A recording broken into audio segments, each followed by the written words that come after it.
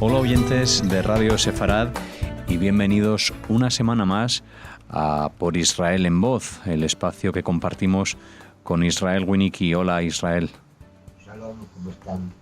Shalom, estamos muy bien, con ganas de recibirte como cada semana aquí en los micrófonos de Radio Sefarad para que nos cuentes, nos hables desde tu perspectiva. En este caso lo harás sobre el Día de Jerusalén. Hay aniversario y hay mucha historia. Queremos que nos cuentes un poco de la historia del Día de Jerusalén. ¿Por qué se celebra? 1947, todos saben que se votó la partición de Palestina en dos estados, un estado árabe y un estado judío. Había un pequeño problema, la ciudad de Jerusalén. Jerusalén sabemos que es ciudad santa para tres religiones, para el judaísmo, para el cristianismo y para el islam. ¿Qué hacer con Jerusalén? Muy bien, el plan contemplaba internacionalizarla, o sea, ponerla bajo supervisión de las Naciones Unidas y no iba a pertenecer a ningún estado. ¿Qué ocurre? El 28 de mayo de 1948, la Legión Árabe de Transjordania, o sea, Jordania, una brigada, para ser más exacto, al mando de Abdullah Tel, quien posteriormente sería primer ministro jordano, captura la ciudad vieja, el barrio judío de Jerusalén. Hay un pequeño dato que muchos desconocen. En Monte Scopus, en el campus de la Universidad Hebrea, quedó una guarnición israelí, porque no pudieron capturarla. Esa guarnición permaneció hasta 1967 bajo supervisión de las Naciones Unidas. Ojo, hay que tener en cuenta esto. Muy bien, Abdullah Tel captura la ciudad vieja de Jerusalén, expulsa a los judíos que habitaban ahí. Muchos de ellos habitaban en el lugar desde la época bizantina y aún antes. Sinagogas de gran valor histórico, como el complejo de las tres sinagogas sefaradíes, son profanadas o destruidas. La sinagoga Jurba, un símbolo de la judería de Jerusalén, es volada por Fauzi el-Kutub, un terrorista entrenado en los voluntarios de las SS musulmanas, organizadas por el Muftí, porque dijo para que ningún judío vuelva a orar en Jerusalén. En el Muro de los Lamentos se construyen mingitorios públicos. Muchas lápidas del cementerio del Monte de los Olivos, donde habían sido sepultadas generaciones de sabios, de dirigentes judíos, etcétera, etcétera, fueron utilizadas para pavimentar caminos o para construir viviendas. Durante 19 años, Jerusalén estuvo en manos de los jordanos, que no se interesaron por ella, por la Jerusalén oriental, pero no permitían a los judíos el acceso al Muro de los Lamentos, el lugar más sagrado del judaísmo. La ciudad estaba dividida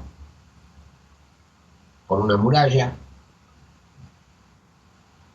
y había un paso, la puerta Mandelbaum. En 1967, en la Guerra de los 6 días, el 28 del mes de Iyar, Jerusalén oriental es recuperada. La muralla que la dividía es derribada. Se reconstruyen los lugares santos y por que habían sido destruidos se vuelven a consagrar sinagogas, se destruyen los mingitorios que había junto al Muro de los Lamentos. En fin, se recupera la Jerusalén judía. Muchos de los descendientes de los que habían sido expulsados vuelven a sus viejas viviendas, que se cuentan anécdotas, por ejemplo, una familia que vuelve a su vivienda y había una familia árabe viviendo ahí, cuando ellos dicen, no, esta era nuestra casa, no, acá vivimos hace generaciones.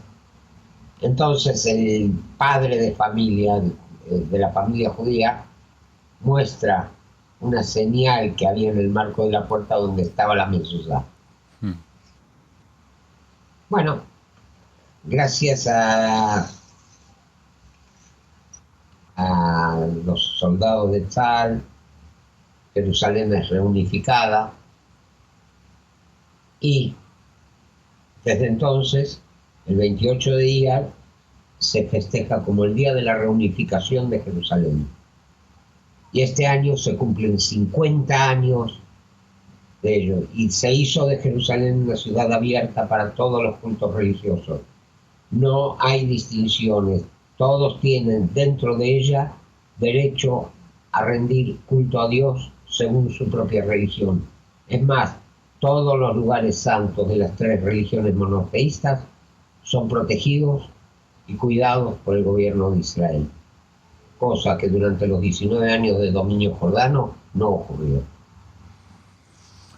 Pues celebramos desde Radio Sefarad ese 50 aniversario sin duda, en ese 28 del mes de Iyar, que coincide con otra fecha en la que fue ahorcado Adolf Eichmann.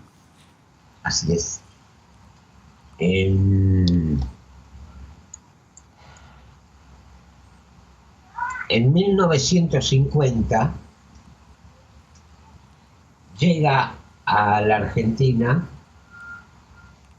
un ciudadano alemán con un pasaporte a nombre de Ricardo Klement.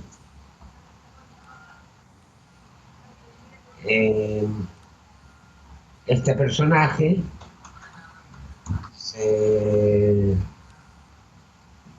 se asienta en el país, obtiene la ciudadanía argentina a nombre justamente de Ricardo Klement y digamos que comienza a hacer una vida normal. Hasta ahí todo. ¿Cuántos refugiados llegaron a América Latina después de la guerra? Pero ¿qué pasa? En el año 1957, la República Federal Alemana manda un pedido de extradición del ciudadano alemán Adolf Eichmann. En Argentina no hay ningún ciudadano con ese nombre. Entonces, Alemania vuelve a mandar el pedido de extradición, esta vez diciendo que el señor Ricardo Klement es Adolf Eichmann y ingresó al país con documentos falsos. Argentina dice, no, tienen que probarlo. Los documentos le fueron proporcionados a través de la Cruz Roja por la ayuda del obispo Alois Hudal, un obispo que después el mismo Vaticano envió a un convento, lo sacó de su categoría de obispo por sus simpatías nazis. Muy bien, Israel también presenta un pedido de extradición. Es rechazado porque según ellos, según la Argentina, primero que Israel no existía como Estado cuando se cometieron los presuntos delitos, que yo no voy a explicar de qué delitos se lo acusaba, y que además, según la ley argentina, esos delitos ya habían prescrito. Por lo que en el año 1960 un comando del Mossad captura a Eichmann y lo trae a Israel, donde es juzgado con todas las garantías, tenía un abogado defensor, un abogado que ya había actuado en los juicios de Nuremberg, el doctor Servatius, es condenado a muerte, y el 28 de Iyar es ejecutado en la cárcel de Ramle. 28 de Iyar de 1962. ¿Quién era Eichmann? Algunos lo llaman el contador del Holocausto. Eichmann estaba a cargo del departamento 4B4 de la Gestapo, que era el que se encargaba de la solución final del problema judío. Fue Eichmann el que primero organizó la expulsión de los judíos y la emigración de los judíos del territorio de Israel. Fue Eichmann el que, cuando llegó la orden de ejecutar a los judíos, organizó los guetos donde eran reunidos, los campos de tránsito, preparó los horarios de los ferrocarriles, cuántas personas debían viajar en cada tren desde cada ciudad, organizó los campos de la muerte, hizo los cálculos de cuánto gas se necesitaría para ejecutarlos. Cuando se trataba de las ejecuciones en la ex Unión Soviética, cuántas balas necesitaría cada Einsatzgruppe para fusilar a los judíos.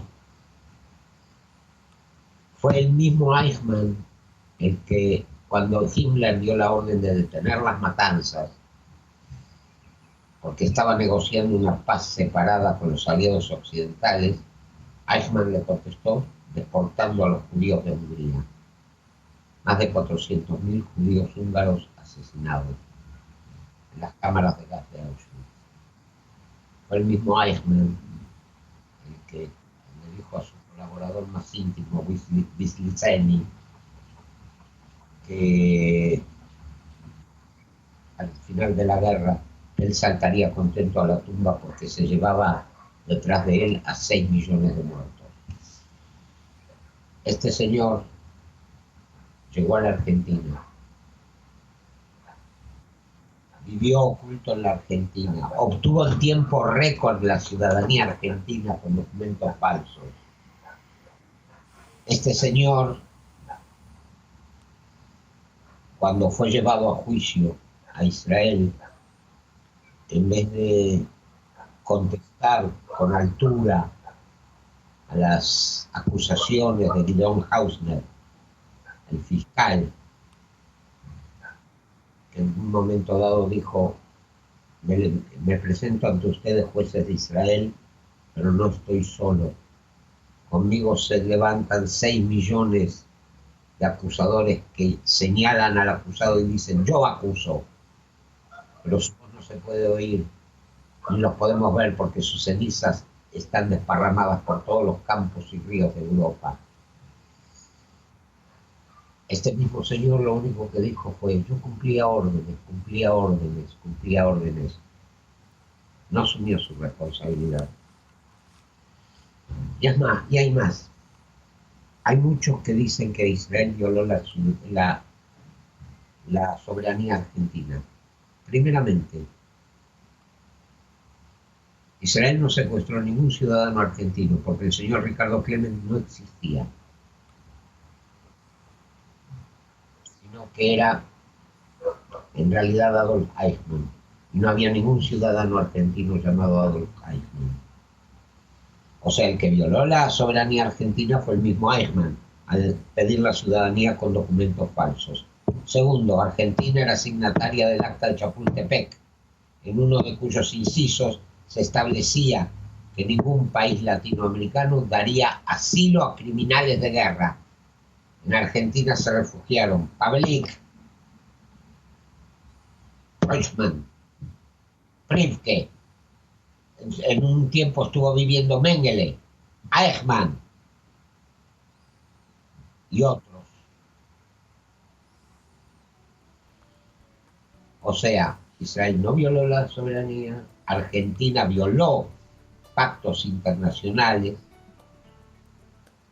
pero finalmente se hizo justicia y el 28 de Iyar, en la cárcel de Ramle, Eichmann fue ejecutado, su cadáver cremado y sus cenizas esparcidas en el mar, fuera de las aguas territoriales israelíes. Pero Israel dio un ejemplo. un ejemplo de justicia. No se le negó el derecho a la defensa, pudo presentar todas las pruebas, pudo apelar la sentencia, pero su culpa quedó en evidencia.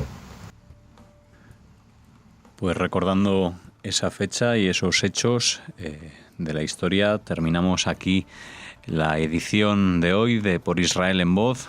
Muchas gracias, como siempre, Israel Winnicki, por estar con nosotros en Radio Sefarad y por estar con todos los oyentes que cada semana se quedan prendados y están pendientes de tus historias. Muchas gracias. No hay por qué. Será hasta la próxima.